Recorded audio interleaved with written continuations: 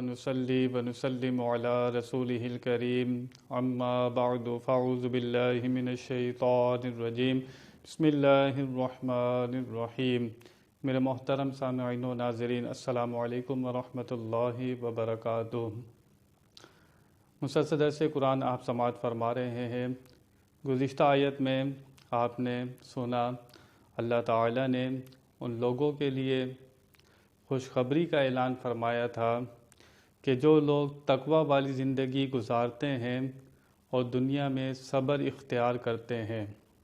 صبر اور تقوی یہ دو وہ چیزیں ہیں کہ بندے کے کبھی ایمان میں کمی آنے لگے اور اس کے خیالات منتشر ہونے لگے، کم ہمتی آنے لگے، تو اللہ تعالیٰ ان کی مدد فرماتا ہے۔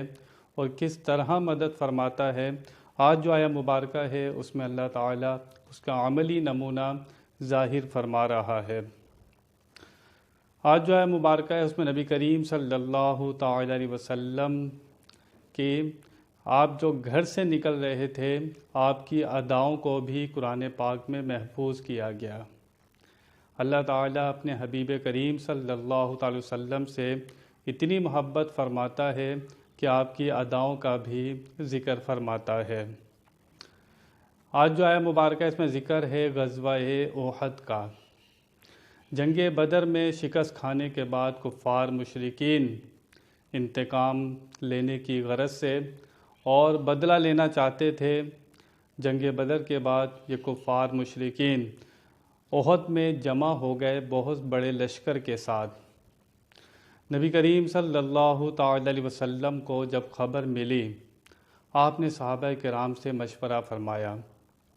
ان میں ایک منافق عبداللہ بن ابی بھی موجود تھا، جو اس مشورے میں مسلمانوں کے ساتھ پہلی دفعہ شامل ہوا تھا، لیکن وہ منافق تھا۔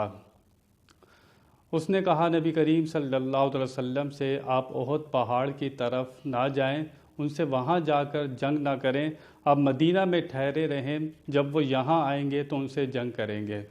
صحابہ کرام نے کچھ نے کہا کہ ہمیں وہاں جانا چاہیے، سب اپنے اپنے مشورے دے رہے تھے۔ اتنے میں نبی کریم صلی اللہ تعالی علیہ وسلم اپنے گھر میں تشریف لے گئے۔ جب واپس باہر آئے تو آپ نے اسلحہ زیب تن فرمایا ہوا تھا۔ صحابہ کرام نے کہ جنہوں نے مشورہ دیا تھا کہ آپ مدینے میں ٹھہرے رہیں، ان کو شرمندگی ہوئی کہ ہم نے مشورہ دیا تھا مدینے میں ٹھہرے رہیں۔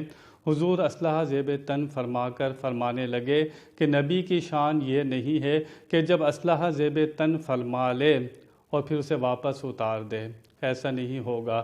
نبی کریم صلی اللہ علیہ وسلم نے فرمایا کہ لشکر کفار 2-3 دن سے احد پہاڑ میں جمع ہے، ہم ان کا وہاں جا کر مقابلہ کریں گے۔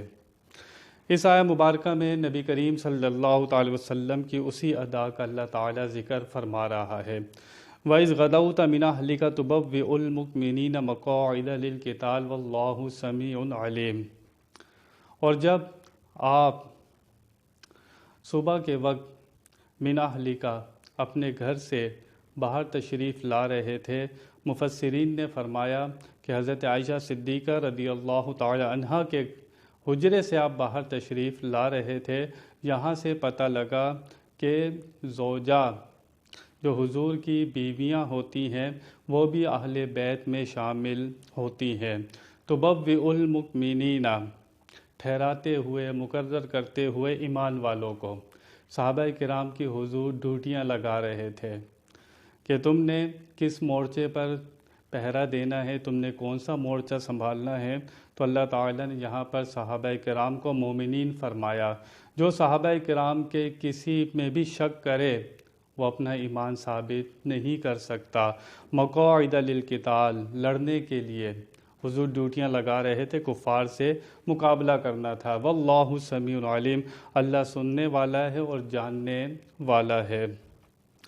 نبی کریم صلی اللہ تعالی وسلم نے غزوہ احد میں ایک پہاڑ تھا، اس درہ میں حضور کو پتہ تھا کہ کفار مشرکین یہاں پیچھے سے حملہ کریں گے۔ حضور نے 50 صحابہ کرام کی وہاں پر ڈیوٹی لگائی کہ یہاں پر 50 تیر انداز، یہاں پر کسی حالت میں بھی یہاں سے ہٹنا نہیں ہے، کفار پیچھے سے حملہ کر سکتے ہیں۔ حضور نے 50 صحابہ کرام کی وہاں پر ڈیوٹی لگا دی، اور جنگ میں اسلام کا لشکر 1000 تھا، 1000 لشکر تھا۔ لیکن جنگ شروع ہونے سے پہلے عبداللہ یہ جو منافق تھا، اس کو اپنی جو رائے دی تھی نبی کریم نے اسے قبول نہیں فرمایا۔ یہ اپنے 300 منافق ساتھیوں کو لے کر جنگ سے فرار ہو گیا۔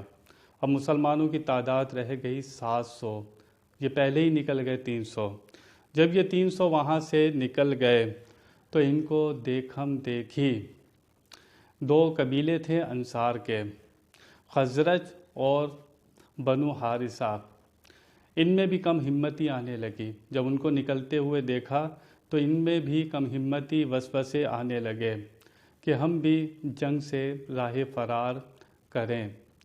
اللہ تعالیٰ اس آیہ مبارکہ میں فرما رہا ہے کہ واللہ ولیہما، اللہ تعالیٰ نے ان 2 قبیلوں کی مدد فرمائی اور ان کو ثابت قدمی عطا فرمائی۔